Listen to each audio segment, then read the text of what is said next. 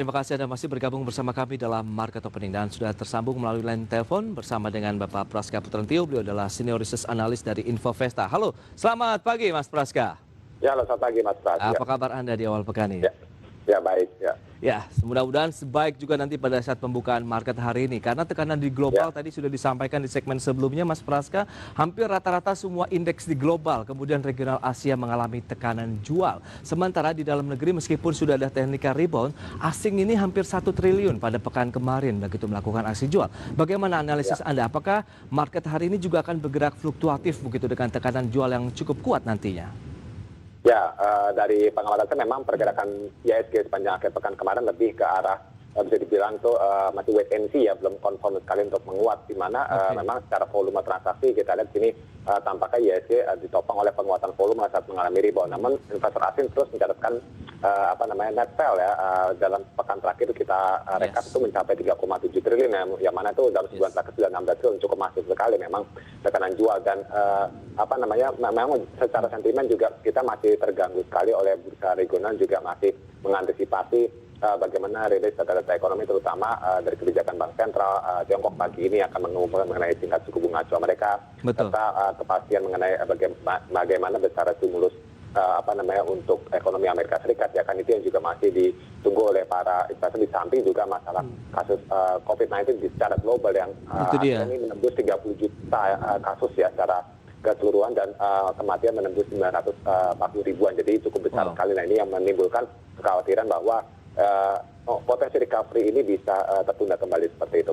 Itu dia, kekhawatiran kaitannya dengan COVID-19 tidak hanya terjadi di global, pun di Indonesia juga sama begitu ya Mas Praska. Sebenarnya bagaimana strategi bagi para investor menyikapi kondisi seperti ini? Karena akan mempengaruhi juga kinerja dari emiten-emiten yang ada di pasar modal, tentunya dengan adanya PSBB, kemudian juga ada pembatasan di berbagai sektor begitu.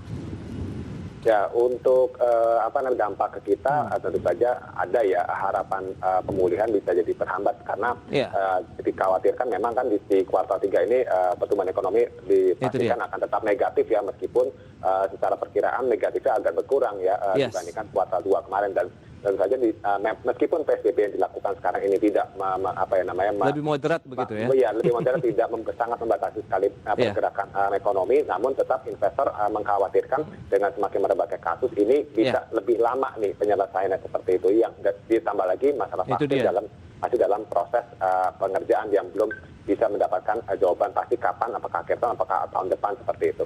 Nah, strategi di awal pekan ini pada saat opening market, Anda proyeksikan akankah indeks juga dibuka di zona hijau kah atau tertekan, Mas Praska? Kemudian kan tadi apabila memang COVID-19 masih menjadi kendala, karena ini akan membuat tekanan lagi terhadap tadi kuartal 3, kemudian berarti potensi officially kita masuk ke dalam resesi ekonomi juga bersama dengan negara-negara lain yang sudah masuk ke dalam jurang resesi.